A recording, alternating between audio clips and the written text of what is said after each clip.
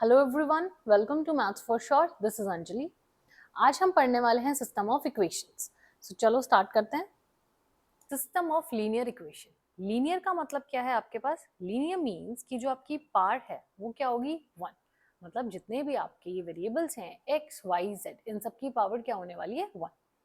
और सिस्टम का मतलब क्या होता है? सिस्टम ऑफ लीनियर इक्वेशन क्या हुआ? अब जैसे कि मेरे पास दो इक्वेशंस हैं, दोनों लीनियर है, एक्स और वाई की जो यहाँ पे पार है क्या है? वन है। अब ये दो इक्वेशंस मिलके क्या बनाएंगी? ये एक सिस्टम बनाएंगी। इसे हम बोलेंगे सिस्टम ऑफ लीनियर इक्वेशन। ठीक है, अब देखो, अब हमें इनके सोल्यूशन के बारे में बात करनी है। अब अगर आपको कैसी दो इक्वेशंस गिवन है, दो वेज है। एक तो आप ग्राफिकली उसका सोल्यूशन देख सकते हो, एक हम क्रैमर्स रूल यूज करते हैं, वहां से देखेंगे। ग्राफिकली देखो कैसे देखते हैं। आपने ये दो इक्वेशंस है, आपने इनका ग्राफ प्लॉट किया, कुछ भी आ सकता है ग्राफ। सपोज ये हमारे पास ग्राफ आया दोनों इक्वेशंस का। जिस पॉइंट पे वो इंटरसेक्ट करेंगी वो पॉइंट हमारा क्या होता है? उसका सोल्यूशन होता है। ठीक है, अब किस किस टाइप से आपकी लाइंस जो है कैसे बिहेव कर सकती हैं? क्या पता वो ऐसे एक पॉइंट पे इंटरसेक्ट करें, मे बी वो ऐसे हो इंटरसेक्ट ही ना करें, पैरेलल लाइंस मिल जाएं आपको। या फिर क्या हो सकता है कि वो एक दूसरे को ओवरलैप कर दे। तो ये मल्टीपल ग्राफ्स हमारे बन सकते हैं। इन्हीं को हम पहले ग्राफिकली डिस्कस करेंगे कि आप सॉल्यूशन कैसे चेक कर सकते हैं। ठीक है, तो सबसे फर्स्ट केस अगर हम कंसीडर करें कि जो आपकी लाइंस हैं वो इंटरसेक्ट कर रही है। सपोज अगर हम ऐसे कुछ बनाएं कि जो आपकी लाइंस हैं, जो हमने ग्राफ बनाया, वो एक पॉइंट पे क्या करती हैं? इंटरसेक्ट करती है। ठीक है, एक पॉइंट पे इंटरसेक्ट कर रही है, मतलब आपको एक सोल्यूशन मिला। सोल्यूशन कैसा हुआ? यहाँ पे यूनिक सोल्यूशन हुआ। राइट। दूसरा केस हो सकता है, आपके पास क्या है? दो पैरेलल लाइंस हैं, या तो ये हो जाएगा, या फिर हमारे पास क्या होगा कि उस लाइन के ऊपर ही दूसरी लाइन है, वो उसको ओवरलैप कर रही है। अब अगर लाइंस इंटरसेक्ट ही नहीं करती तो ये नो सोल्यूशन बनेगा। ठीक है, अगर उसी के ऊपर एक और लाइन बिल्कुल एग्जैक्टली ओवरलैप कर रही है, मतलब हर पॉइंट कॉमन है, मतलब बहुत सारे सोल्यूशंस है। बहुत सारे सोल्यूशंस का क्या मतलब हुआ? Infinite solutions. ठीक है, वन और टू सॉल्यूशन कुछ नहीं होता, या तो यूनिक सॉल्यूशन मिलेगा, या फिर आपको नो सॉल्यूशन, या फिर सीधा इनफाइनाइट सॉल्यूशंस।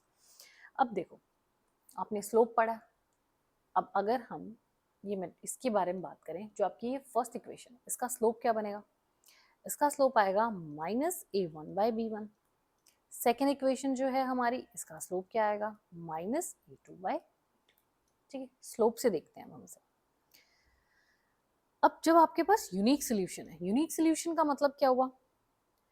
जो दोनों लाइंस का स्लोप होगा वो कभी भी इक्वल नहीं होगा। मतलब -a1/b1 is not equal to -a2/b2। इसको थोड़ा सा सॉल्व करें तो ये क्या आएगा? a1, इसको मैं यहाँ पे नीचे ले आती हूँ, a1/a2 is not equals to b1/b2। ये हमें क्या मिल गई? एक कंडीशन मिल गई। तो जब आपकी ये कंडीशन होल्ड करेगी तब हमें क्या मिलेगा? यूनिक सोल्यूशन मिलेगा। मतलब दोनों लाइंस क्या हो रही होंगी? इंटरसेक्ट कर रही होंगी। ठीक है, अब या तो नो सोल्यूशन का केस है, एक इनफाइनाइट सोल्यूशन का केस है। नो सोल्यूशन का मतलब क्या है? लाइंस कभी इंटरसेक्ट नहीं करेंगी। अब ये जो दो आपके जो दोनों केसेस हैं, इन दोनों केसेस में आपका स्लोप तो सेम ही रहेगा। स्लोप में कोई चेंज नहीं है, तो चेंज कहाँ होगा? जो आपकी राइट हैंड साइड है, ये जो C1 और C2 है, यहाँ पे चेंजेस जो होंगे। स्लोप सेम रहेगा, चेंजेस इधर आएंगे, तो इसकी कंडीशन क्या बनेगी उस वे से? अब चलो अगर अगर हम एक पहले एग्जाम्पल से देख लेते हैं, थोड़ा और क्लियर हो जाएगा। अगर सपोज इक्वेशन मेरे पास ये है x plus Y is equals to 2, और एक और इक्वेशन मैंने बनाई x plus Y is equals to 1। अब इन दोनों को एक बार सॉल्व करके देखते हैं। ये तो कैंसिल आउट हो जाएगा, 0 इज इक्वल्स टू 1। अब देखो, 0 1 के इक्वल कभी भी नहीं होगा, मतलब मुझे क्या मिला यहाँ से? नो सोल्यूशन मिला। लाइंस कभी भी इंटरसेक्ट नहीं करेंगी। अब अगर मेरी ये राइट हैंड साइड पे यहाँ पे भी 1 होता तो ये भी 0 हो जाता। 0 इज इक्वल टू 0, इक्वेशन तो सेटिस्फाई हो गई। तब मुझे क्या मिलता? इनफाइनाइट सोल्यूशन मिलता। तो किस पे डिपेंड हुआ? वो आपकी राइट हैंड साइड पे डिपेंड कर रहा है। तो बस वही अब हम यहाँ पे ऐसे इसमें लिखेंगे। तो a1 देखो स्लोप्स तो इक्वल है, तो -a1/b1 is equals to -a2/b2। ठीक है, अब नो सोल्यूशन के केस में आपने अभी देखा ये दोनों इक्वल नहीं होनी चाहिए। This is not equals to C1 by C2। और इनफाइनाइट में क्या था, हमारे ये इक्वल थे, फर्स्ट स्लोप तो वैसे ही इक्वल है, is equals to minus A2 by B2 is equals to C1 by C2। That's it. ये अब आपको क्या मिल गई, इक्वेशन मिल गई। अब इन दोनों को अगर हम थोड़ा सिंप्लीफाई करके जैसे ये लिखा था ऐसे ही लिख सकते हैं, तो क्या बनेगा, ये A1 by A2 is equals to B1 by B2 is not equals to C1 by C2। और यहाँ से क्या मिला, A1 by A2 is equals to B1 by B2 is equals to C1 by C2। ठीक है, ये condition जब हमारी राइट हैंड साइड के इक्वल नहीं है तो नो सोल्यूशन, और अगर आपके तीनों रेशियो इक्वल हैं तो हमें क्या मिलेगा, इनफाइनाइट सोल्यूशन। ये तो आपने ग्राफिकली देखा। क्रैमर्स रूल से भी हम एट लास्ट इन्हीं कंक्लूजन्स पे आएंगे। ठीक है, अब देखते हैं नेक्स्ट क्रैमर रूल के अकॉर्डिंग हम इन्हें कैसे सॉल्व कर सकते हैं। अब पहले आपके एग्जाम में मोस्टली 3x3 के लिए ही पूछा जाएगा। देखो 2x2 के लिए तो आप इजीली ग्राफिकली भी अप्रोच कर सकते हो, 3x3 के लिए करना थोड़ा डिफिकल्ट हो जाएगा, क्योंकि 3D में आप वो फिगर्स वैसे ड्रॉ नहीं कर सकते। तो उस टाइम पे हम क्रैमर्स रूल यूज करेंगे जब आपके पास 3-4 वेरिएबल्स होंगे तब। 2x2 के लिए भी कर सकते हैं। पहले 2x2 के लिए हम चेक करते हैं कि आप क्या क्या रिजल्ट्स आएंगे। 2x2 के लिए करेंगे, फिर उसको जनरलाइज कर देंगे 3x3 के। सो दो इक्वेशंस है हमारे पास ये। तो देखो यहाँ पे सबसे पहले हम कैलकुलेट करते हैं डेल्टा, जिसको हम बोलते हैं डिटर्मिनेंट। किसका डिटर्मिनेंट कैलकुलेट होगा, ये डिटर्मिनेंट कैलकुलेट होगा आपके लेफ्ट हैंड साइड पे जितने भी ये कोफिशिएंट्स हैं, इसका डिटर्मिनेंट। राइट, तो इसको लिख दो, क्या बनाइए, A1 A2 B1 B2, ये तो हो गया हमारा डेल्टा। इसको डिटर्मिनेंट की फॉर्म में लिखेंगे। राइट, अब उसके बाद नेक्स्ट क्या होता है, नेक्स्ट हमारे पास आएगा डेल्टा 1। अब देखो आप डेल्टा 1 लिखो या फिर आप इसे डेल्टा x लिखो, वो आपकी चॉइस है, कुछ भी आप लिख सकते हो। अब देखो डेल्टा 1 या डेल्टा x, इसको हम कैसे लिखेंगे, आपको इसके अंदर जो आपका फर्स्ट कॉलम है उसको रिप्लेस करना है, या फिर अगर आप x से बोलना चाहो तो जो आपके x वाले वेरिएबल्स हैं उन्हें रिप्लेस करेंगे। मतलब सेकेंड रो तो सेकेंड कॉलम तो आपका सेम रहेगा, फर्स्ट वाला जो कॉलम है आपका वो रिप्लेस हो जाएगा किससे, आपकी राइट हैंड साइड से। क्या आएगा, ये C1 और C2। नेक्स्ट डेल्टा 2 या फिर आप डेल्टा y बोल लो, वो क्या बनेगा, अब ये 2 है तो हमारा सेकेंड कॉलम रिप्लेस हो जाएगा। देखो बस आपको डेल्टा के अंदर रिप्लेस करना है। डेल्टा 1 के अंदर फर्स्ट कॉलम को रिप्लेस कर दो राइट हैंड साइड से, डेल्टा 2 के अंदर सेकेंड कॉलम को रिप्लेस कर दो राइट हैंड साइड से। तो फर्स्ट तो आपका सेम ही रहेगा A1 A2, यहाँ पर आ जाएगा हमारे पास C1 C2। That's it.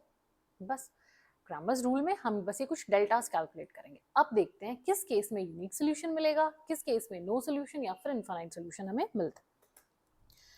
अब अगर आप डेल्टा देखो, क्या है, ये डिटर्मिनेंट है, इजीली सॉल्व कर सकते हैं, A1 B2 minus B1 A2। ठीक है, अब आपको इसे सॉल्व करना है। अब जो आपका डिटर्मिनेंट होता है, अगर आप यहाँ पे देखो, हमने अभी सॉल्व किया था, इसको थोड़ा सा यहाँ से सॉल्व करते हैं एक बार। ये आपके पास एक रिजल्ट आया था लास्ट में कि ये सेटिस्फाई होगा तो यूनिक सोल्यूशन होगा। इसे अगर मैं थोड़ा सा और सॉल्व करूँ, ये बनेगा A1 B2 minus B1 A2 not equals to 0। तो मतलब अगर ये वैल्यू नॉट इक्वल्स टू 0 है तो हमें क्या मिल रहा है, यूनिक सोल्यूशन मिल रहा है। अब अगर आप ध्यान से देखो, ये जो वैल्यू है ये डेल्टा ही तो है, ये देखो ये आपका डेल्टा ही तो है। तो यूनिक सोल्यूशन के लिए हमें क्या चाहिए कि जो आपका डेल्टा है that should be not equals to 0, तब हमें मिलेगा यूनिक सोल्यूशन। तो वहां से करो यहाँ से करो, देखो सेम रिजल्ट्स हमें मिलेंगे। अब सेम वे, अब अगर हम एक इनफाइनाइट के लिए चेक करें, इनफाइनाइट वाले केस में आपके पास क्या था, वापस से यहीं पे देखते हैं, ये चीज मिली थी हमें। अगर आप फर्स्ट 2 रेशियोज को कंपेयर करो तो क्या मिलेगा आपको, ये मिलेगा हमें A1 B2 minus A2 B1। ये क्या है, देखो ये सेम, अगेन ये डेल्टा है, ठीक है, इज इक्वल्स टू 0। तो मतलब डेल्टा आपका क्या होना चाहिए, 0 होना चाहिए। अब लास्ट के दो को कंपेयर करो तो यहाँ से क्या मिलेगा, B1C2 minus C1B2 is equals to 0। अब ये क्या चीज है, इसको देखो आप। अगर आप ये डेल्टा वन को एक्सपांड करो, क्रॉस मल्टीप्लाई करो, डेल्टा वन क्या आया, C1B2 माइनस B1C2। यही तो है। ये कैसा होना चाहिए, ये भी कैसा होना चाहिए, 0 होना चाहिए। तो इनफाइनाइट के अंदर हमारे पास क्या आया कि आपका डेल्टा वन क्या होगा, देखो डेल्टा भी 0 और डेल्टा वन भी 0। ये केस किसका है, ये केस हुआ हमारे पास इनफाइनाइट का। सेम आपने यहाँ से इसको, जब आपने रेशियोज कंपेयर किए, आपको यहाँ से दो रिजल्ट्स मिले, यहाँ से मिला डेल्टा 0 है, यहाँ से मिला आपका डेल्टा 1 0 है। ठीक है,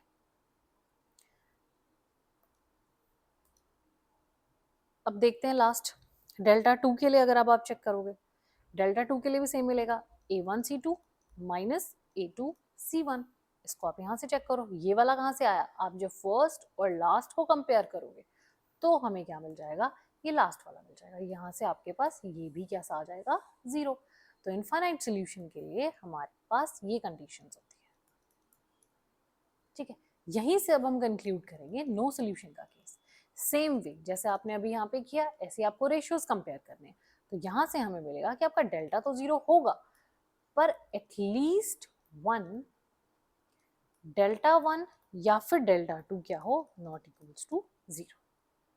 इजी। अब इसको पूरे को एक बार कंक्लूड करते हैं कि आपको क्या मिला। अगर आपके पास यूनिक सोल्यूशन है तब तो आपका डेल्टा नॉट इक्वल्स टू 0 होगा। अब इनफाइनाइट और नो सोल्यूशन में डेल्टा हमेशा 0 होने वाला है। मतलब आपके पास इक्वेशंस हैं, आप पहले डेल्टा निकाल लो। अगर डेल्टा आपका 0 है तो हम चेक करेंगे कि डेल्टा 1 डेल्टा 2 कैसे हैं। अगर वो भी 0 है तो इनफाइनाइट सोल्यूशन, उसमें से कोई एक नॉन 0 आ गया तो no solution. But in case अगर डेल्टा ही 0 नहीं है तो वहां से आप डायरेक्टली बोलोगे कि आपके पास क्या है, एक यूनिक सोल्यूशन मिलेगा। अब ये तो है 2x2 के लिए। इसी को अब आप जनरलाइज कर सकते हो 3x3 के। 3x3 की आपकी जो एलिमेंट्स हैं, 3 ऐसे दिखेंगे, एक्स वाई जेड 3 वेरिएबल्स हैं। सेम चीज करते हैं हम इसमें, पहले तो डेल्टा कैलकुलेट करते हैं। अब यहाँ पे डेल्टा क्या होगा, सेम चीज है, जो आपके कोफिशिएंट्स हैं वो यहाँ पे आ जाएंगे, ये A1 A2 A3 B1 B2 B3 C1 C2 C3, ये तो हो गया डेल्टा। अब डेल्टा 1 कैसे लिखेंगे, डेल्टा 1 बोलो, डेल्टा x बोलो, जो मर्जी बोलो। इसमें क्या करते हैं, आप फर्स्ट वाले कॉलम को रिप्लेस कर देते हो, किससे, आपकी राइट हैंड साइड से। तो फर्स्ट रिप्लेस कर दो D1 D2 D3 से, बाकी दोनों सेम रहेंगे। क्या है ये, B1 B2 B3 C1 C2 C3। अब नेक्स्ट डेल्टा 2 क्या बनेगा हमारे पास, या फिर डेल्टा y बोलो आप। उसमें क्या करेंगे, ये D1 D2 D3 आपके पास कहाँ आएंगे, सेकेंड वाले कॉलम में आएंगे। फर्स्ट कॉलम आपका एज इट इज रहेगा A1 A2 A3, और लास्ट भी एज इट इज रहेगा C1 C2 C3। अब यहाँ पे एक डेल्टा और बनेगा, क्यों, क्योंकि आपके पास कितने वेरिएबल्स हैं, 3 वेरिएबल्स हैं। तो इसमें अब D1 D2 D3 आपके पास थर्ड में आ जाएंगे, बाकी फर्स्ट दोनों आपके पास सेम रहेंगे। ठीक है, दैट्स इट, रिजल्ट सारे सेम है। यूनिक सोल्यूशन के लिए क्या करेंगे, इनफाइनाइट के लिए और नो सोल्यूशन के सब कुछ सेम है। यूनिक में क्या था हमारे पास, डेल्टा नॉट इक्वल्स टू 0 था, यहाँ पे भी यही रहेगा। इनफाइनाइट में क्या था, सभी 0 थे आपके। डेल्टा डेल्टा 1 2 3 जितने भी डेल्टास होंगे सबके सब कैसे हैं, 0 है। नो सोल्यूशन में क्या था हमारे पास, डेल्टा तो 0 है, पर ये जो 1 2 3 है, इक्वल नहीं लिख सकते हम, ये जो 1 2 3 है इनमें से एटलीस्ट 1 नॉन 0 होना चाहिए। तीनों भी नॉन 0 हो सकते हैं, बट कम से कम एक क्या होना चाहिए, आपका नॉन 0 होना ही चाहिए। ये आपकी कंपल्सरी कंडीशन। ठीक है, तो ये आपका किसके लिए हो गया, 3x3 के लिए हो गया। अब क्वेश्चंस में हमें एक टर्म और देखने को मिलती है, वो होती है कंसिस्टेंट। कंसिस्टेंट सोल्यूशन क्या होता है, कंसिस्टेंट सोल्यूशन का मतलब होता है कि जो सोल्यूशन है वो एग्जिस्ट कर रहा है। सोल्यूशन की एग्जिस्टेंस के बारे में बात करते हैं।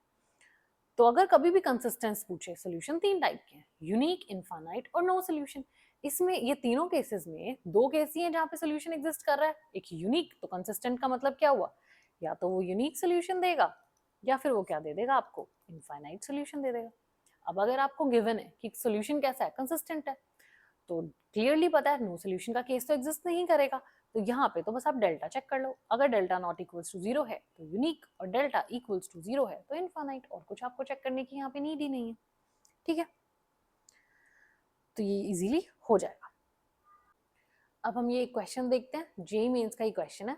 आपके पास ये एक सिस्टम ऑफ इक्वेशन गिवन है और हमें क्या पूछा है, then for the value of lambda system of equation has no solution. Lambda की आपको वो वैल्यू कैलकुलेट करनी है जिसके लिए हमें क्या मिले, नो सॉल्यूशन मिले। नो सॉल्यूशन में मतलब डेल्टा तो कैसा होने वाला है, 0 होने वाला है, तो डेल्टा को 0 पुट करते हैं। डेल्टा क्या होगा, आपके कोएफिशिएंट्स 2 1 1 -1 -2 1 2 1 और लैम्डा। ये डिटर्मिनेंट को हमने 0 पुट किया। अब डिटर्मिनेंट सॉल्व कर लो, यहां से हमें लैम्डा की वैल्यू कितनी मिलेगी, 1 मिल जाएगी। ठीक है, तो लैम्डा की वैल्यू तो 1 मिलेगी, मतलब नो सोल्यूशन आपका एग्जिस्ट करेगा अगर लैम्डा क्या होगा, 1। अब इसे आपको वेरीफाई करना पड़ेगा। वेरीफाई करने के लिए कंडीशंस क्या होती हैं, अब आपके पास 3 वेरिएबल्स हैं, तो डेल्टा 1 डेल्टा 2 या डेल्टा 3 में से कोई भी एक आपको क्या मिल जाए, 0 मिल जाए। बस कोई भी एक चेक करना है। अगर कोई एक आपको 0 मिल गया तो उस केस में हम क्या बोलेंगे कि ये जो लैम्डा इज इक्वल्स टू 1 है तो वो नो सोल्यूशन एग्जिस्ट करेगा। अगर सपोज तीनों ही 0 मिले, कोई नॉन जीरो नहीं मिला, तो हम क्या बोलेंगे कि इस क्वेश्चन में ऐसा कोई लैम्डा एग्जिस्ट ही नहीं करेगा जिसके लिए वो आपको क्या दे दे, 0 वैल्यू दे। ठीक है, कि आपका नो सोल्यूशन का केस एग्जिस्ट करे। इजी। तो बेसिकली बस ये छोटे छोटे रिजल्ट्स हैं जो आपको याद रखने हैं कि आपका infinite solution, unique solution, no solution का केस कब आएगा। ठीक है।